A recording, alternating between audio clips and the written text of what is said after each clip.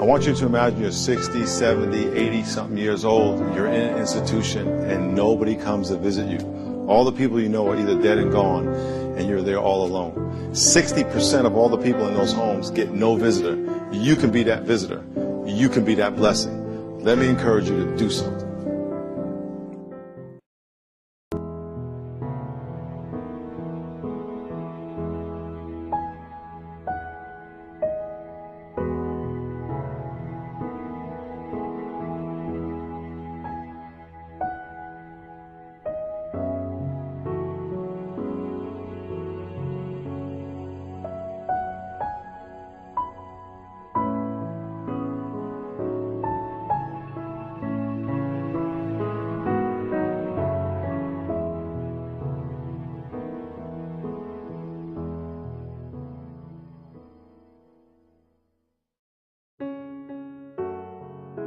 I mean, a lot of times, the only spark that people have for visitation is when churches come in, honestly.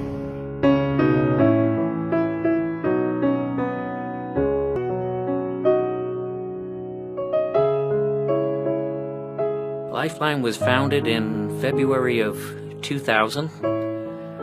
God spoke to my heart and put a lot of people on my heart, people that are suffering out in these homes, wherever the Lord will call us. So it's not just convalescent. My name is Dennis. I'm 55 years old, and at 18 months after birth, I was diagnosed with cerebral palsy. I've been in a lot of hospitals before. I will have been at this facility coming up on 2 years. I've had friends in my position who have committed suicide, and it's difficult. I'm a mechanical engineer, master mechanic. A master mechanic? I got a doctor's degree in internal combustion. I used to skate, play tennis, swim, bicycle, nothing more. I need friends. We all need friends in there. My name is Reaper Nebraska Collins. There's one lady that was in my room, her family. She'd been there like 10 years. And not one time had her family come to see her.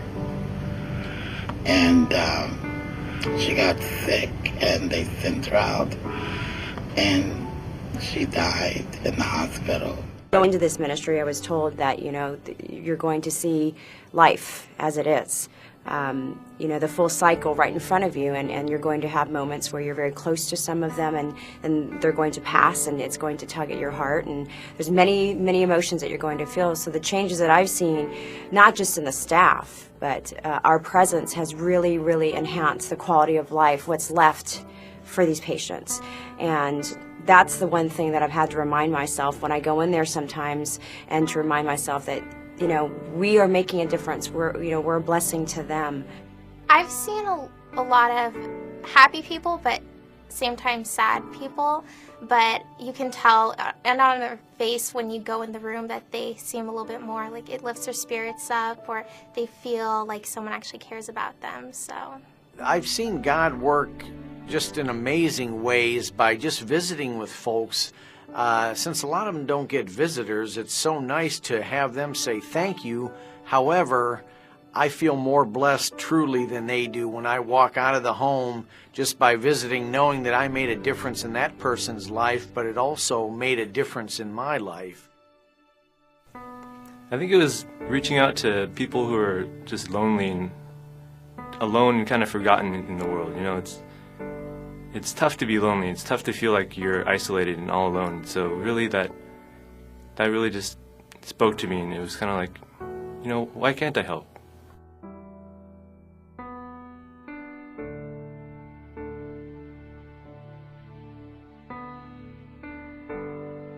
Feel like they're very secluded from modern society.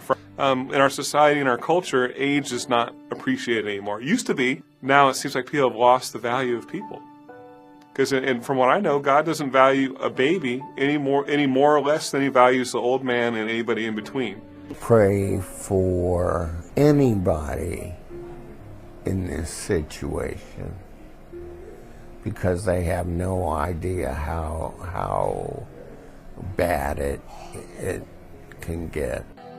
Or a nice thing about God, the beautiful thing about Christ, he sees them as people who he loves.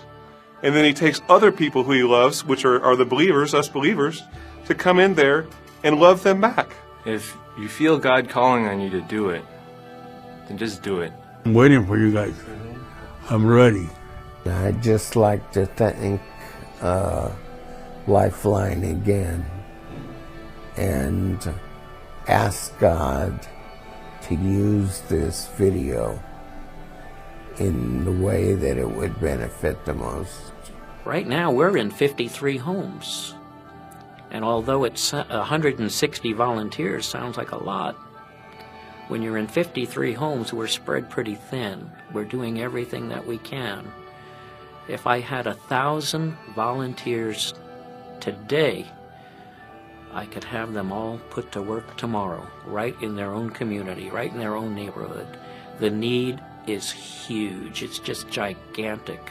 In fact, I have no words for the need. So we need volunteers.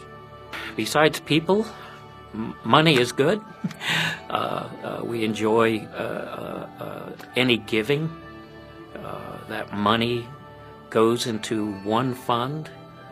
And if there's someone who needs clothing or someone who needs a tube of toothpaste along with the gospel, Tuesday night I delivered a pizza to a lady that hadn't had pizza in years. And she was craving the pizza. So I went and I got the pizza and a soda. And when I delivered that, it was like delivering a pizza to a deer in headlights. She was so thrilled she had no words for it. So we can do a lot with your love offerings and donations and your givings. So we have an obligation not to leave these people in the dark and not to leave them in the lurch. So I just encourage people to please, just any way you can, please help.